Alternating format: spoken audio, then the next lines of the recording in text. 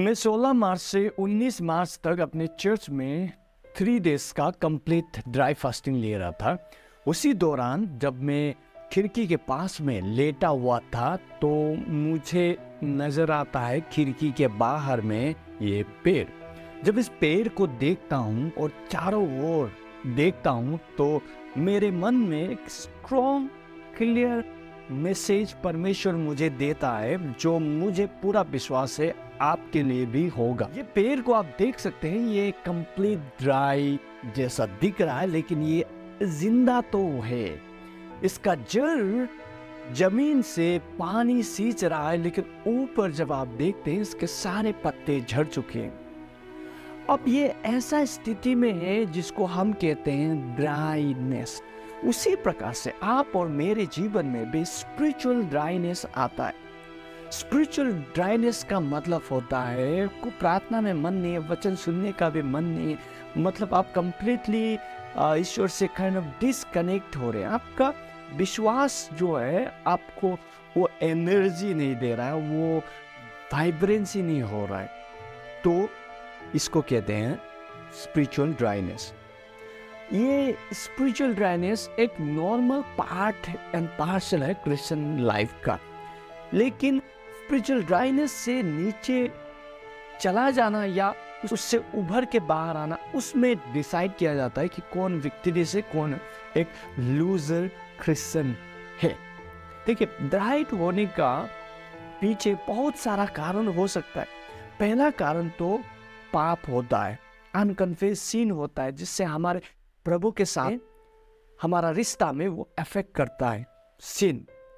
लेकिन दूसरा होता है जब हमारे जीवन में ऐसे हालात परिस्थितियाँ जैसे बहुत बीमारी के दौर से हम गुजर रहे हैं, या हम कंगाली से होके गुजर रहे, उधारी का जीवन है, रिश्ते नाते में हम अक्सर अनबन मन मुटाव अनेक प्रकार के कॉन्फ्लिक्ट को हम देख रहे हैं। तो समस्या, परेशानी, संघर्ष, पीड़ा के बीच में भी जब हम ईश्वर को पुकार के जा रहे हैं, लेकिन हमें उत्तर नहीं मिल रहा, तो भी हम कई बार चांसेस है कि हम स्पिरिचुअली ड्राई हो जाएं, क्योंकि प्रार्थना का मन ही नहीं होता, क्योंकि हम जीवन में इतना परेशान, इतना दर्द में है कि सारा एनर्जी चला जाता है, तो ईश्वर से भी हम काइंड ऑफ डिस्कनेक्ट और हमारा विश्वास भी कमजोर पड़ जाता है।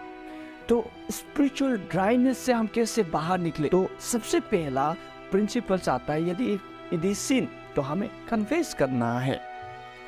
दूसरा हो गया जो ईश्वर कहता है इंतजार, धैर्य के साथ में हमें ईश्वर का इंतजार करना। ऐसा नहीं है कि ईश्वर नहीं आएंगे, आएंगे, तो हमें क्या करना है? इंतजार करना है। हमें अपने बारी का, ईश्वर का आशीष, ईश्वर का फेवर, ईश्वर का जो ताकत, ईश्वर का हमें इंतजार करना है। साम नंबर 40 में डेविड कहता, मैंने ईश्वर का धैर्य के साथ में इंतजार किया, वो आए, उन्होंने मेरे पुकार को सुन लिया और मुझे अपने बर्बादी के गड्ढे से बाहर निकाला। फिर से आइजिया चैप्टर 40 वर्स 31 में कहता है, वेट अपॉन द लॉर्ड, जो ईश्वर का इंतजार करते हैं वो अपने ताकत को फिर से रिन्यू करेंगे, वो एक बाज के समान फिर से उड़ेंगे। आप भी स्पिरिचुअली वाइब्रेंट होंगे, आप भी स्पिरिचुअली फ्रूटफुल होंगे, आप भी ईश्वर का ब्लेसिंग को एंजॉय करेंगे, आप भी अपने ब्रेक थ्रू को देख पाएंगे, provided you wait patiently, you wait upon God. यदि आप ईश्वर का इंतजार करते रहेंगे, यदि आप हार नहीं मानेंगे, हार ना मानने का मतलब होता है कि जड़ ईश्वर में पकड़े रहना, सूखापन है और भी गहराई में जाते रहना, प्रार्थना में, ईश्वर के वचन में उपवास में, फेलोशिप में हमें बने रहना है, क्योंकि ये स्पिरिचुअल ड्राइनेस कई बार हमें बैकस्लाइड की ओर ले जा सकता है। लेकिन यही ड्राइनेस से जब हम हार नहीं मान के बने रहेंगे, हम ब्रेक थ्रू को देखेंगे, अबंडेंट ब्लेसिंग को हम एंजॉय करेंगे, क्योंकि एवरी टेस्ट के बाद में प्रमोशन ईश्वर देता है, एवरी ग्रेट ट्रायल्स के बाद में ईश्वर ग्रेट रिवॉर्ड भी हमारे लिए रखता है। तो इसीलिए हमें हार नहीं मानना, बने रहना है ईश्वर में।